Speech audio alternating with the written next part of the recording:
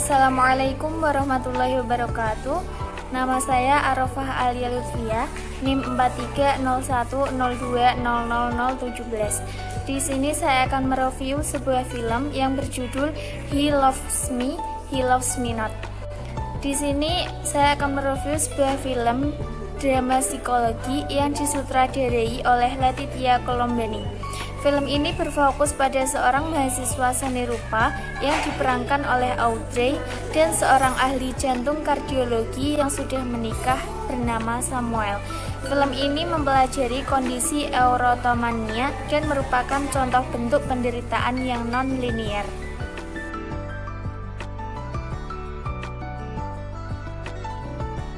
Identitas film ini yaitu diarahkan oleh Letitia Colombani, kemudian ditulis oleh Letitia Colombani bersama Caroline Tivel, kemudian diproduksi oleh Audrey, Samuel, Isabel, dan Sophie, kemudian dimusik oleh Jeremy Colette, kemudian didistribusikan oleh Hiburan Sony Pictures.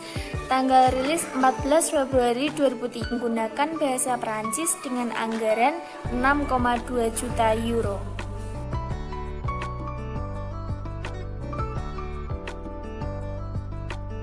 Dari awal sampai pertengahan cerita, penonton diajak mengikuti cerita dari sudut pandang Angeli. Ia selalu bercerita kepada teman-temannya betapa ia sangat mencintai Lloyd dan betapa sedihnya ia karena tidak bisa dipersatukan oleh Lloyd yang sudah beristri. Meskipun teman-temannya memaksa Angeli untuk meninggalkan Lloyd, tetapi ia bersikeras bahwa Lloyd akan menceraikan istrinya demi dia. Cinta Angeli pada Lloyd memang sangat dalam. Ia rela melakukan apa saja demi Lloyd, bahkan rela membunuh demi membantu Lloyd.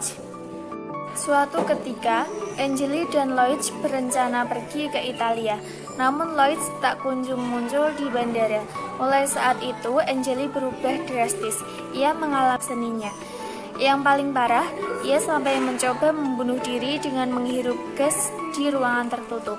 Dari sini cerita kembali ke awal, tapi dari sudut pandang Lloyd sangat berbeda. Semua yang terjadi hanyalah khayalan dari Angeli. Ia memang pernah bertemu dengan Lloyd di suatu tempat, dan sejak saat itu Angeli jatuh cinta kepada Lloyd.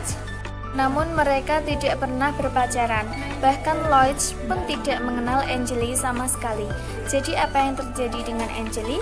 Setelah diselidiki, ternyata dia menderita erotomania, yaitu gangguan kepribadian yang membuat penderitanya memiliki keyakinan bahwa ada seseorang yang memendam rasa cinta kepadanya. Nasib Angeli pun berakhir di rumah sakit jiwa.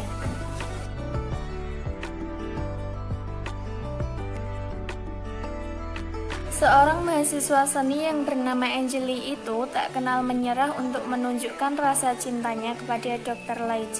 Mulai dari mengirim bunga, melukiskan sesuatu, hingga rela mengambil kerja sampingan dengan menjaga rumah yang kebetulan adalah tetangga sang dokter.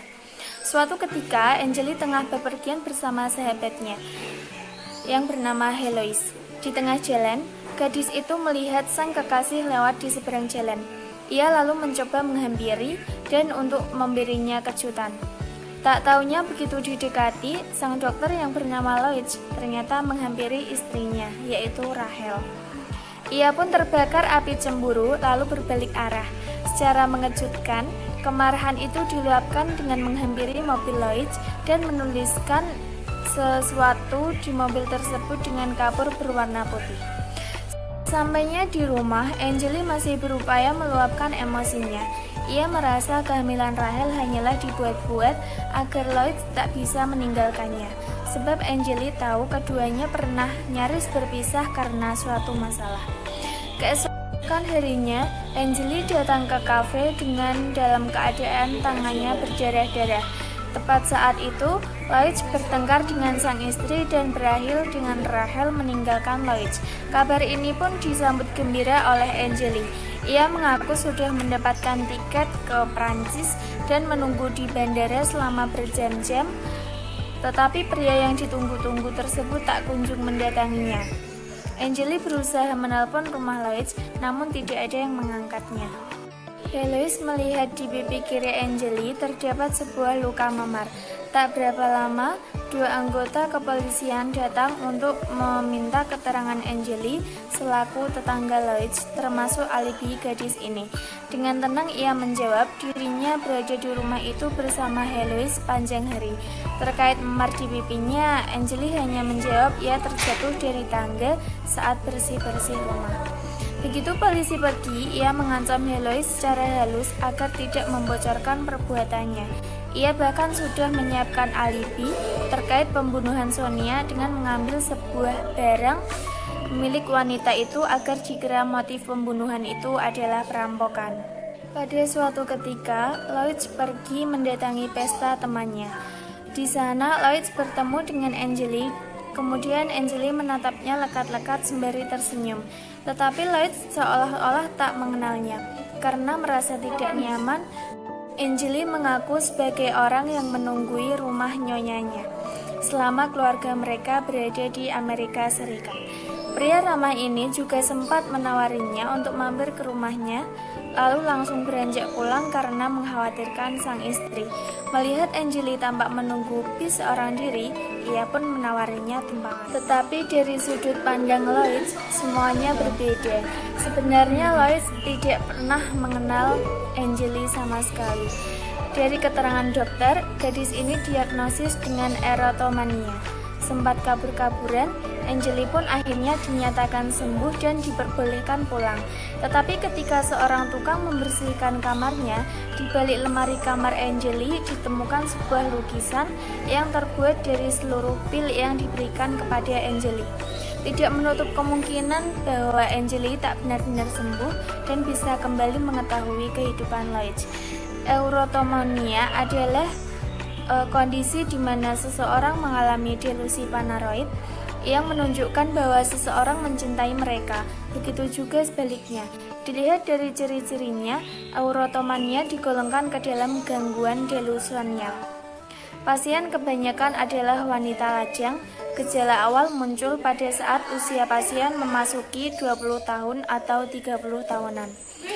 Namun penderitanya biasanya terisolasi dari lingkungan sosial atau tidak memiliki pekerjaan karena hidupnya dihabiskan untuk memikirkan seseorang yang sangat dicintainya.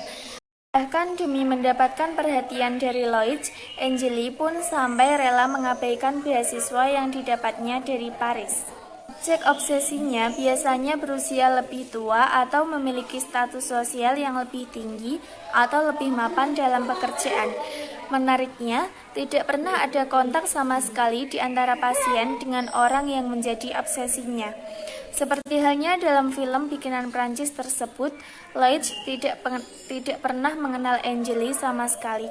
Tetapi gadis ini seolah-olah benar-benar menjalin hubungan dengan dokter ahli jantung tersebut. Jumlah gejala yang paling menonjol dari pengidap erotomania antara lain ia berkeyakinan bahwa objek mengirimkan pesan-pesan rahasia kepada pasien. Kemudian ia terobsesi pada yang bersangkutan, termasuk stalking atau suka membuntuti objek, sering mengirim pesan rahasia atau mengirim hadiah meskipun tak diinginkan oleh objek. Kemudian meyakini bahwa objek mencintai pasien, kendati hal ini sama sekali tidak benar.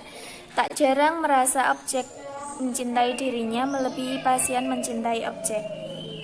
Pasien erotomania juga tidak menyadari jika cinta mereka tak lazim, sehingga tidak merasa ada yang salah dengan diri mereka. Pada taraf yang buruk, pasien erotomania bisa menghalalkan segala cara, termasuk melakukan tindak kekerasan untuk kepentingannya. Misalnya agar dekat dengan seseorang yang dicintainya.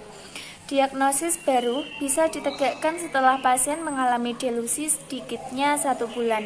Tetapi yang paling menyulitkan adalah dari luar pasien perilaku tampak normal-normal saja.